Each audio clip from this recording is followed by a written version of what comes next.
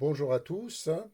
Dans cette vidéo, on va faire un exercice simple de statique qui est un peu différent des autres exercices parce qu'il s'agit d'une ferme triangulée, c'est-à-dire qui est constituée par des barres, des cornières ou des IPE et qui est appuyée en deux points, en B et en C. En B par une articulation qu'on reconnaît bien et en C par un appui simple puisqu'il y a les deux petites roulettes. Sur cette ferme métallique, il y a des actions qui s'exercent en A 10 kN, en E 5 kN, en D il y a quelque chose qui est accroché qui fait 10 kN. Voilà, on a les dimensions de tous les points et on se propose de rechercher les réactions en B et en C. Alors souvent, les étudiants, quand ils voient ce genre de système, ils se disent wow, c'est compliqué, on n'a jamais fait, il y a des barres de partout, etc. C'est pas plus compliqué que l'exercice qu'on a fait précédemment, parce que quand on applique le PFS, il faut toujours isoler ce qui nous intéresse.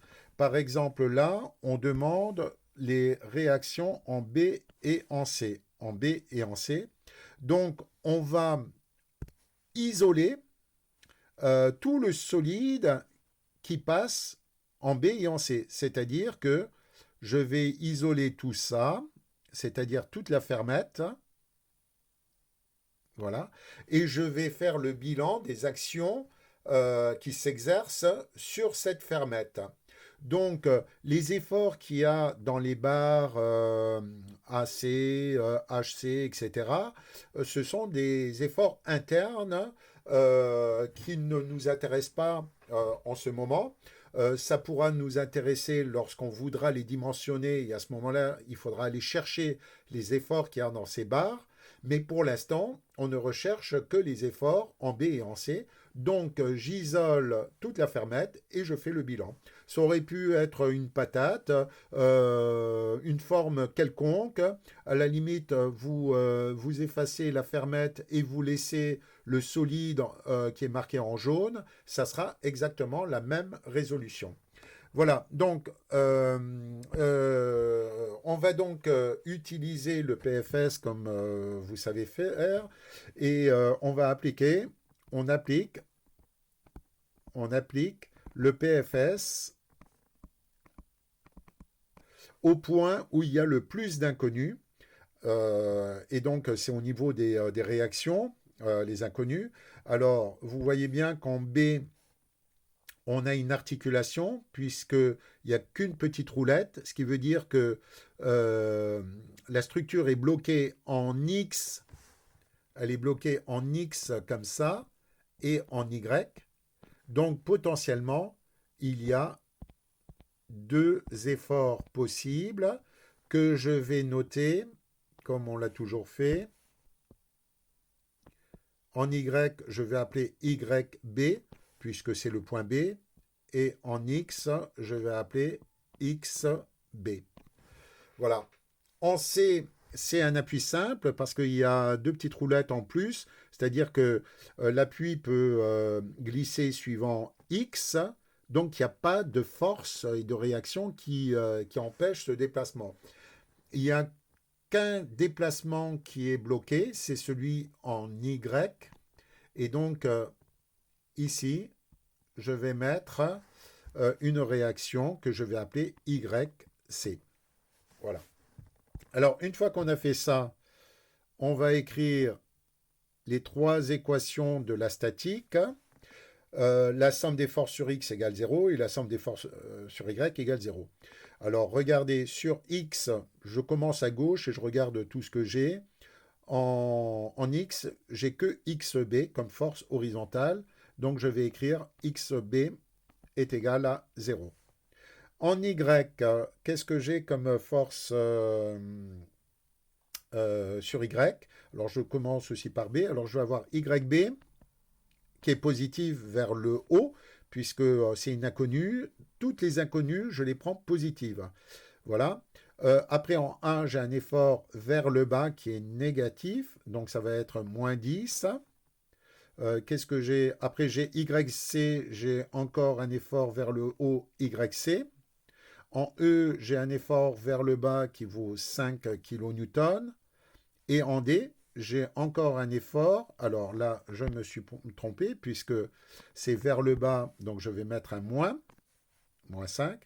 Et en D, j'ai aussi un effort vers le bas équivaut moins 10. Et donc, tout ça égale à 0. J'ai pas oublié de force, YB, 10, 5 et moins 10. Voilà. La somme des moments, je vais faire le PFS en B. Voilà.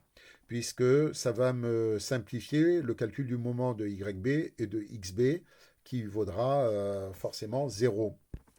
Alors, je commence sans oublier des forces. Je vais commencer par exemple pour la force 10 kN.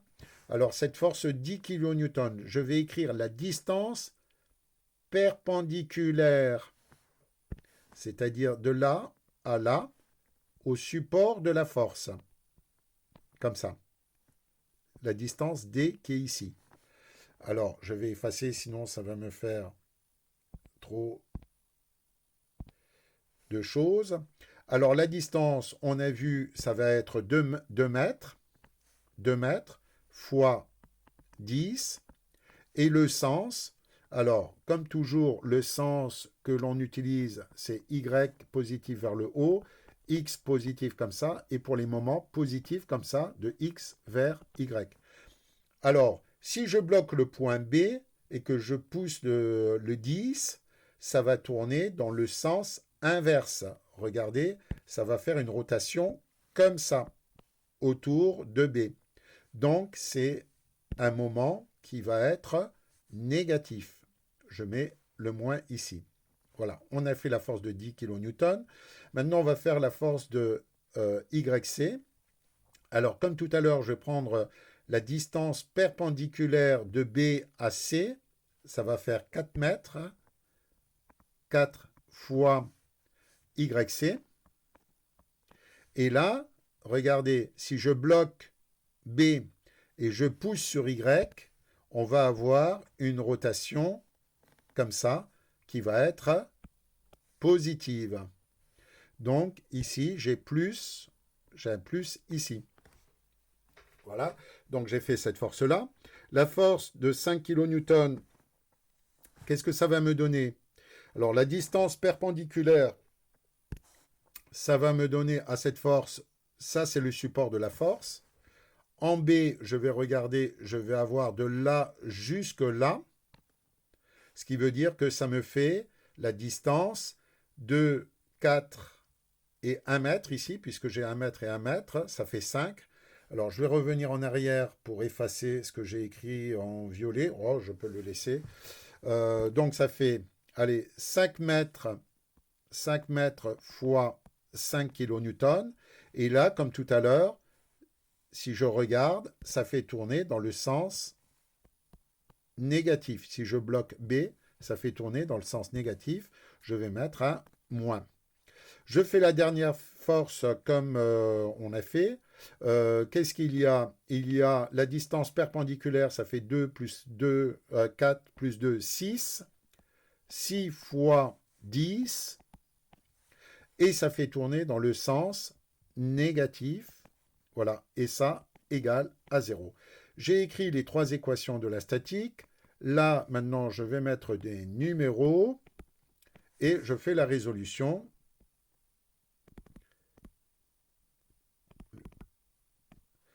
Alors, la résolution, qu'est-ce que ça va me donner? Je commence toujours par l'équation la plus simple. Voilà, la 1 qui va me donner XB est égal à 0, c'est évident. Après, la 2, je ne peux pas la résoudre puisqu'il y a YB et YC. Je vais commencer par la troisième. La troisième qui va me donner, alors on va un peu détailler les calculs, j'ai moins 20 plus 4YC moins 25 moins 60 égale 0. Voilà, ce qui me donne, alors, moins 20, moins 45, moins 105, ça fait moins 105 plus 4, 4YC. YC est égal à 0, ce qui me donne 4YC est égal à plus 105, et donc YC est égal à 105 divisé par 4, ce qui me donne 26,25 kN. Voilà, je vais souligner mes deux valeurs que j'ai déjà trouvées. Et il suffit maintenant de trouver la dernière équation, c'est-à-dire la 2. Alors, la 2, qu'est-ce qu'elle va me donner? Il suffit de remplacer le YC par la valeur que j'ai trouvée. Je vais avoir YB moins 10 plus 26,25. Moins 5, moins 10. Bon, allez, j'écris pour moins 5, moins 10 est égal à 0. Ce qui me donne ici, alors j'ai... regardez, c'est assez facile. YB, alors moins 5, moins 15, moins 25 plus 26,25, ça fait plus 1,25 est égal à 0, ce qui fait que YB est égal à moins 1,25 kN. Alors là, c'est intéressant. Pourquoi? Parce qu'on trouve une valeur négative. Cela veut dire quoi concrètement? Ça veut dire que le YB qu'on a pris au départ, je ne vais pas redessiner le schéma mécanique, je vais transformer juste ma figure ici. Puisque j'ai une gomme, c'est facile pour moi. Voilà, là je vais effacer ça, je vais effacer ça. Voilà. Ben, au final, en B, je n'ai pas une force positive vers le haut, comme je l'avais dessiné, mais a priori je ne savais pas. Donc la force, elle est vers le bas et elle vaut 1,25 kN. Et là, je ne mets pas de signe moins, puisque la force est déjà dirigée vers le bas. Et pour YC, voilà, je trouve 26,25. 26,25 kN. Voilà. Alors c'est intéressant, cet exemple que je vous ai donné, pour vous montrer que, vous voyez, là, vous avez, on va dire, plus de force à droite de C, et qui vous donne un moment plus important que ce que vous avez à gauche. Et donc, ça veut dire que en B, vous avez un soulèvement. Voilà. La structure a tendance à se soulever en B. Et pour éviter que ça bascule, eh ben, il faut exercer un effort vers le bas et non pas vers le haut pour retenir la structure. Ce qui veut dire concrètement, dans des exemples de génie civil clairs, si en B, on avait eu un poteau métallique ou en bois, ben, ça veut dire que le poteau en B ne fonctionne pas à la compression, puisque les efforts ne s'appuient pas dessus, mais c'est le poteau qui retient la structure, et donc le poteau travaille comme un tyran. Il est en traction. Il retient la ferme pour qu'elle ne se soulève pas et qu'elle ne tourne pas autour du point C. Voilà, c'était un autre exemple différent pour vous montrer des petites situations où vous pouvez avoir des efforts dans les appuis qui sont négatifs. Voilà, j'espère que ça vous aura servi et je vous engage à suivre une prochaine vidéo avec toujours des exercices relativement simples. Bonne journée à tous.